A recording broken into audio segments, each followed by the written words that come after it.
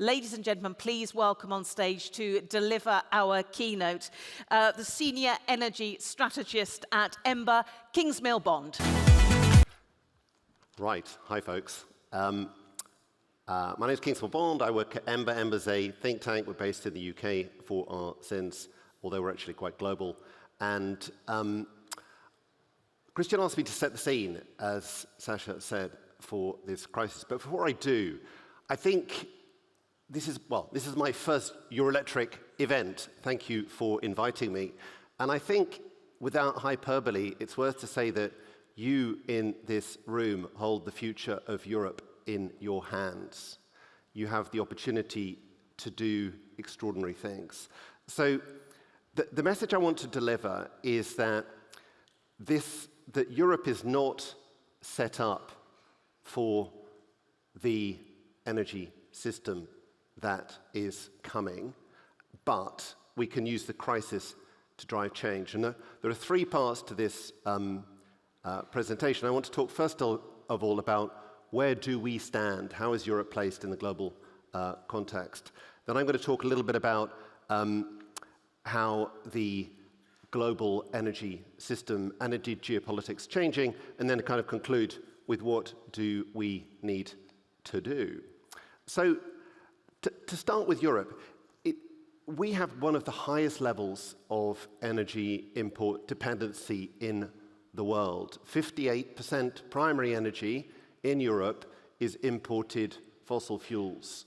In Ireland and Italy, it's around 80%. And the reason why we've got such incredibly high fossil fuel import dependency is because we don't have any oil and gas, folks. We've got 1% of global oil and gas in Europe. And that's why I find the conversation that we had with Rory previously somewhat mystifying. That there is no option to go back to the old fossil system for us in Europe. We only have one option. So the second point then to make is that we use most of these fossil fuels not in fact for electricity generation. We only use around 20% for electricity generation. Most of it we use for end uses. 80% or 82% is used for end use demand, where the only solution is electrification. The third observation about Europe is that we have amongst the world's highest electricity prices. So, of course, Finland has slightly lower prices than the rest of us in Europe. UK slightly higher, 40 cents, 20 cents. But as a whole, Europe has about the highest electricity prices in the world. It's 3 times higher than the prices in China, about 1.5 or 2 times higher than the prices in the United States. And in large part, as a result of those high prices, we have had stagnant electrification in Europe for a generation. And again, as an outsider coming to your conference, I feel this is the elephant in the room. No growth for a generation. It's quite scary, actually. And in the meantime, we've been leapfrogged by China. So China's gone from 15% to 30%. We've stuck at 22, 23. But actually, it's not just China. It's the whole of Asia. We've been leapfrogged by Asia. Asia is now at 26% electrification. So that's the world we currently find ourselves in. But this is not a negative speech. I'm here to give you hope and opportunity. So let me talk a little bit about change. So what's going on? Well, the first point is that quite clearly, and a number of speakers have alluded to this, Pax Americana is over. That benign period of 70 years since the end of the Second World War, where we could rely upon getting cheap fossil fuels through the global sea lanes, is over. There are a number of reasons why it's over, but let us just focus on the observation that the United States has now got energy sovereignty, the great goal that they have been hunting for. That enables them, or the current government, to engage in very different policies to what they might have done. The second point, and I think this is less well appreciated than the first, is that Asia is setting an entirely new energy path. So this graph is looking at GDP per capita versus electrification. And you see a very clear story. The United States and then Europe electrified slowly, particularly after the Second World War. Of course, it goes back to 1900. But Asia has been electrifying very rapidly, and they overtook us at a level of GDP per capita in Asia 4 times lower than that in the West. So there's an Asian electrification story going on. Again, it's not surprising. Asia and Europe are the 2 centers in the world which don't have any oil and gas. And in fact, Asia is even more problematic than we do. With 55% of the global population, they've got 4% of global oil and gas. So they have to electrify. And so, as I will say, do we. The third transition, the third change that's taken place over the last 5 or 10 years is we've seen this extraordinary Electro-tech revolution, now galvanized, as we just heard in the last panel, by AI. But we've seen a collapse in the costs of solar and wind and batteries and electrification technologies. And as a result, we've seen a surge in growth of these technologies. Again, without hitting you with too many numbers, last year, for the first time ever at a structural basis, all the growth globally in electricity supply came from solar and wind, and all of the growth in end demand in the building sector, in the industrial sector, and in the road transport sector has hit a peak at some stage in the last 5 or 10 years. So we're also at a peak of the old system in those sectors. So extraordinary technology revolution going on in energy. And then the final, nearly final observation on this is that we have a massive solution. This is the first time we have had an energy shock with a superior solution. Back in the 70s, we had nuclear, but it was expensive. It took a decade.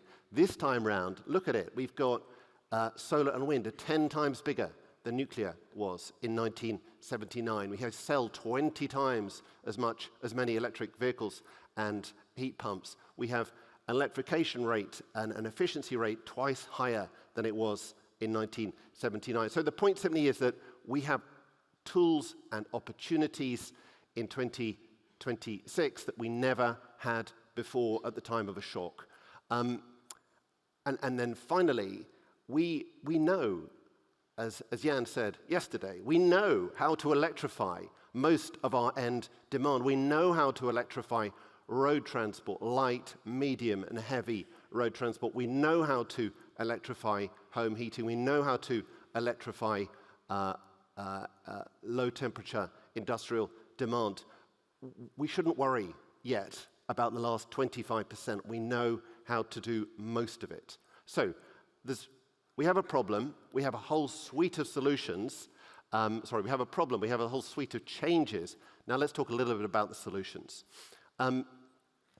So I want us to start to think big. So the oil shocks of the 1970s, they broke the link, what appeared to be an inexorable link between GDP growth and fossil fuel demand growth. It was in all the models, the Exxon models, the US models, that broke that link because we got efficiency coming into the system, and then we had a number of other solutions. But we need also in 2026 to be thinking big. So what are some big picture solutions now? I've got 6. I heard yesterday from the president you should only have 3, but anyway, I've got 6. 6 minutes, 6 solutions, 6 ideas at least.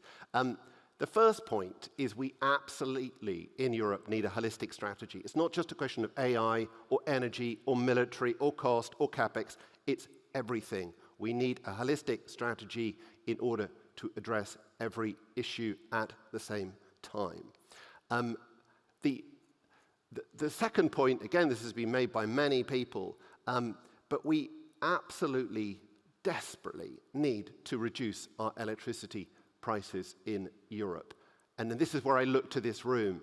There's a lot of ideas out there about how to do it. I mean, again, to run through the kind of laundry list of this, we can stop subsidies, we get off gas pricing, policy costs we shift, we digitize, you get local pricing, you faster permitting, and so on and so forth. But actually, from a strategic perspective, there are 2 things that we have to do. The first thing is we have to focus on price above carbon. Carbon's really important, but we have a dual system. We have to electrify, and in order to electrify, we have to reduce prices. We have to prioritize price over carbon right now. And the second thing is we have to do smart, not dumb, which again will be absolutely obvious to everyone in this room. But right across the entire system, we need to be thinking about how to do stuff cleverly, how to make sure that systems are responsive, how we get smart meters into every home, and so on and so forth. Okay. The third thing we have to do, and forgive me for putting up a Michael Liebrecht chart in this event, is we really do need to start to climb this electrification staircase. Europe at 23% electrification is just not enough, and we have to focus much less on the endgame problems and much more on scaling the stuff that works today. So be that cars or heat pumps in homes, or the easy parts of industrial heat, we have to start to climb that electrification staircase. Fourth thing, we have to start to benchmark to the leaders in Europe. We are not alone. We have leaders like Finland or Denmark or Sweden, which have materially higher levels of electrification, 45% in the case of Norway, about nearly 30% in the case of Finland, which are far higher than the rest of us in Europe, and we need to start benchmarking to the leaders. And actually, this is a wider point we need to be thinking of. In the 1970s, we set up new institutions like the International Energy Agency. This time around, we need new institutions to drive the Electro-tech revolution and make it happen much more effectively. My fifth point, and slightly controversial, I hope, is we need to pick technologies that actually have a proven track record. So you have this kind of cute framing at Ember, physics, economics, and geopolitics. Does it make the system more efficient? Does it improve the economics? Does it make you safer? And if the answer is no, then just don't do it. I'm talking about carbon capture. I'm talking about using biomass for electricity generation. I'm talking about green hydrogen as a primary source. Let's just focus, folks, on stuff that we know works, has got learning curves, comes down in costs, is small and modular, and that is all of the Electro-tech we are talking about. And then finally, we need to sell the story. We need to sell the story to the peoples of Europe. We need to be selling this in French and Italian, in Slovak, in Greek, in every language and in every location. And what is this story that we should be selling? Well, from our perspective, we have a three-part story. We are in desperate trouble in Europe.